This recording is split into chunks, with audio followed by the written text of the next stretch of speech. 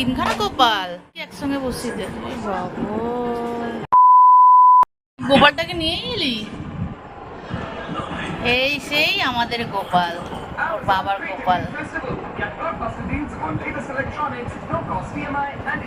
নে এবার বসা, আসনের মধ্যে বসা।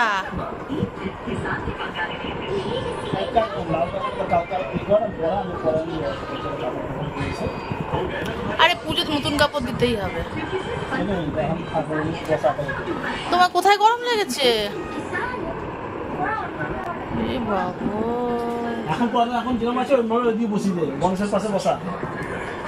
দুই ভাইকে একসঙ্গে বসিয়ে দে। এদিকে ঘুরিয়ে বসা, একটু এদিকে ঘুরিয়ে বসা। হ্যাঁ ব্যাস।